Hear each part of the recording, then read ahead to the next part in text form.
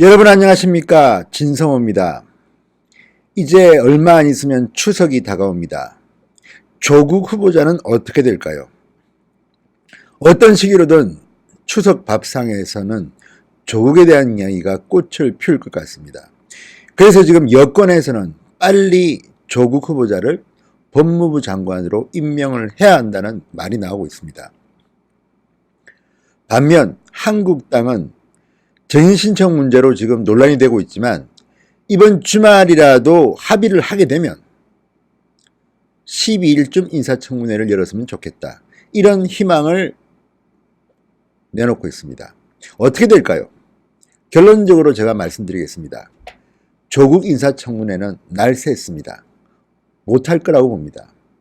지금 상황이 그렇습니다. 먼저 조국 후보자의 인사청문회와 관련해서 한국당과 바른미래당은 증인 신청을 많이 하고 있습니다. 처음에는 80명 이상 했다가 지금은 25명 정도로 줄였습니다. 그렇지만 민주당은 막무가내 조국의 가족만큼은 절대 안 된다 이렇게 생떼를 부리고 있습니다. 누가 오를까요? 아마 둘 다 양보하지 않을 겁니다. 그렇다면 청문회는 열리기 힘듭니다. 자, 그리고 당초 2일과 3일 조국 청문회 일정을 잡았지만 증인 신청 때문에 이것은 거의 불가능합니다. 그리고 여야가 청문회를 열기로 합의했다 하더라도 법적으로 정인을 부르려면 정인 채택 안건을 통과시킨다면 닷새 정도는 시간을 줘야 합니다. 그러니까 물리적으로는 가능하지만 2, 3일은 안 됩니다. 2일과 3일은 안 되고 12일쯤 넉넉 잡아서 하게 됩니다. 그렇게 되면 한국당은 최고의 쾌재를 부를 겁니다. 12일이 추석 연휴가 시작됩니다. 추석 밥상에 조국을 올리는 겁니다. 자, 핵심 정인을 채택하려면 청문회를 미루자.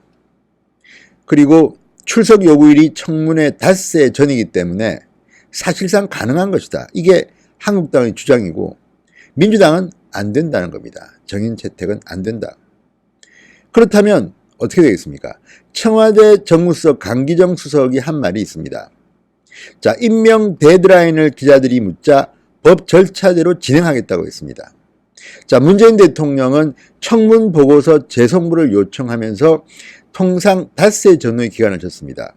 강경화 장관은 이틀, 일수로는 사흘만 주고 임명을 강행한 적도 있습니다.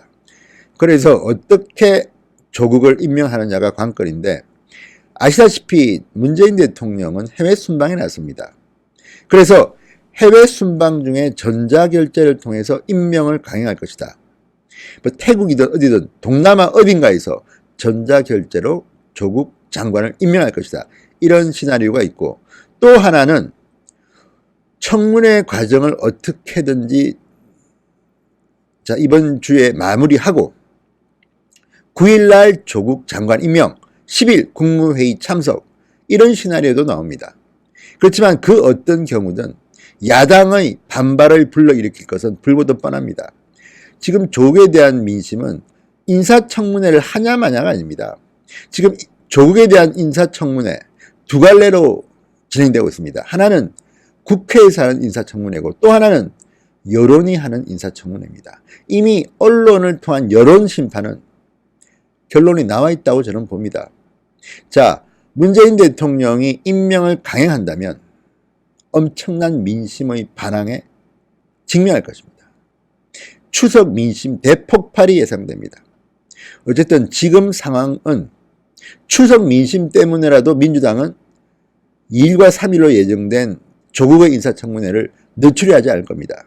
반면 한국당은 아니 핵심 정인이 빠졌는데 무슨 인사청문회냐 끝까지 우길 겁니다. 그리고 청문회 닷새 전에는 이 증인들을 불러야 되기 때문에 부르겠다고 이렇게 연락을 해야 되기 때문에 넉넉히 12일쯤 하자고 주장하고 있습니다. 둘 다 불가능할 것으로 저는 봅니다. 문재인 대통령은 임명을 강행할 겁니다. 민심을 한번 거슬러 보십시오. 내년 총선 민주당은 폭망할 겁니다. 지금 분위기는 조국 청문회는 날이 샜습니다. 문재인 대통령은 아마도 동남아에서 전자결제로 조국 법무부 장관 임명할 가능성이 높습니다. 그것도 아니라면 9일 임명 강행, 10일 국무회의 참석, 이 시나리오가 적용될 가능성이 있습니다. 어떤 경우든 국민들의 저항에 직면할 것입니다. 민심을 거스르고 성공한 정권은 없습니다.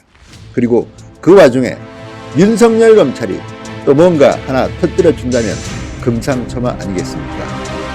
진성호의 직설이었습니다. 여러분 감사합니다.